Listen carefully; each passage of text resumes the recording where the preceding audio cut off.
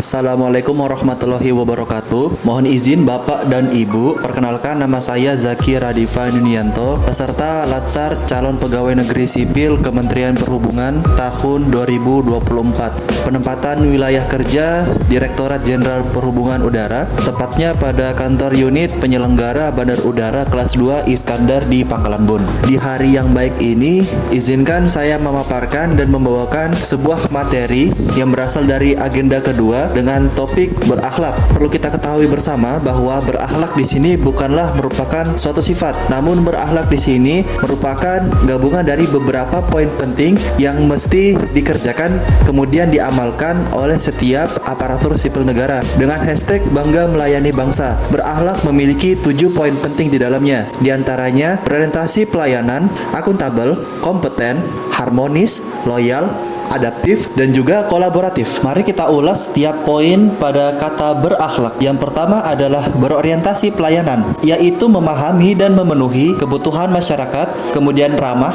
cekatan, solutif, dan dapat diandalkan, serta melakukan perbaikan yang tiada henti. Lalu yang kedua adalah akuntabel. Akuntabel adalah melaksanakan tugas dengan jujur, bertanggung jawab, cermat, disiplin, dan berintegritas tinggi. Kemudian menggunakan kekayaan dan barang milik negara secara bertanggung jawab, efektif, dan juga efisien. Kemudian yang terakhir adalah tidak menyalahgunakan kewenangan jabatan.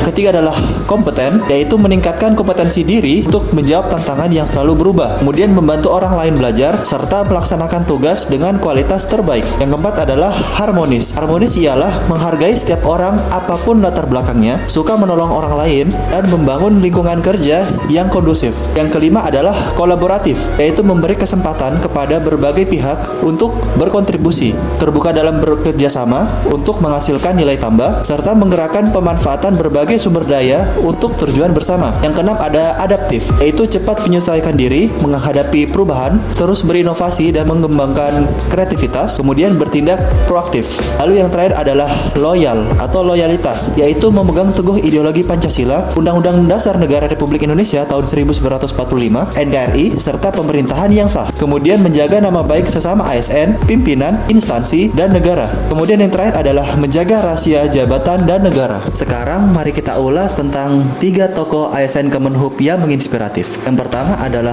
Bapak Slamet Riyadi MSI. Bapak Slamet Riyadi lahir di Rembang pada tanggal 21 Juni 1972. Saat ini beliau menjabat sebagai teknisi sekaligus menjadi penjaga menara mercusuar di Cemiring, Nusa Kambangan, Cilacap, Jawa Tengah sejak tahun 1984. Bapak Slamet telah bekerja selama kurang lebih 34 tahun dan hingga saat ini masih mengabdi sebagai penjaga menara mercusuar. Bapak Slamet Riyadi merupakan sosok ASN yang memberi kebanggaan tersendiri kepada Kementerian Perhubungan karena telah berhasil meraih penghargaan ASN yang menginspiratif di tahun 2018.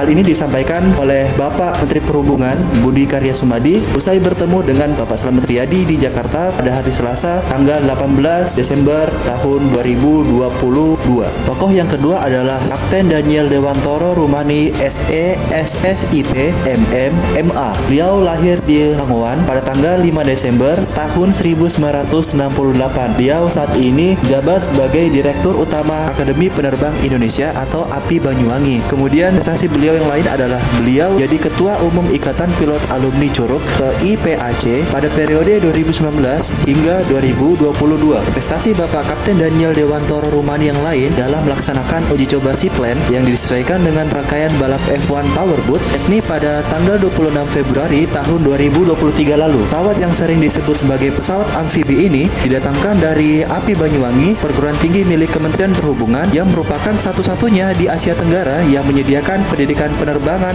air dan akan mencetak pilot-pilot seaplane yang andal. Bahkan pihak Kementerian Perhubungan atau Kemenhub siap melakukan demonstrasi dan uji coba penerbangan pesawat air atau seaplane untuk pertama kalinya di atas danau dan diharapkan menjadi salah satu opsi transportasi bagi turis di masa yang akan datang. Tokoh terakhir yang menginspirasi dunia Kementerian Perhubungan adalah Bapak Dr. Haji Kris Kuntadi, SEMM, CA-CPA, IIA, CMA, CGMA, Cipsas, EFRA, AK. Beliau lahir di Banyumas pada tanggal 24 Juni 1969. Saat ini beliau menjabat sebagai staf ahli Menteri Bidang Logistik, Multimoda, dan Keselamatan Kementerian Perhubungan Republik Indonesia. Beliau bahkan menerima penghargaan sebagai 5 besar PNS inspiratif dalam penghargaan Anugerah Aparatur Sipil Negara yang diselenggarakan oleh Kementerian Pemberdayaan Aparatur Negara dan Reformasi Birokrasi atau Kemenpan RB atas inspirasi dan inovasinya dari sistem kendali kecurangan. Dr. Kris Kuntadi dikenal sebagai seorang birokrat dan pemeriksa atau auditor yang piawai. Sosoknya yang telah melintang di dunia auditor sangat layak untuk diikuti dan diteladani. Ada sebuah kalimat yang menarik diambil oleh penulis dari seorang tokoh yang bernama Robert T. Kiyosaki. Dia mengatakan bahwa jangan katakan tidak mungkin, tapi katakan bagaimana caranya. Untuk hal yang baik untuk kita introspeksi diri bersama. Itulah beberapa tokoh ASN Kementerian Perhubungan yang menginspirasi. Jika kalian suka pada videonya, silahkan like, share, kemudian komen pada kolom di bawah. Terima kasih atas perhatiannya, and I see you. Goodbye, dadah.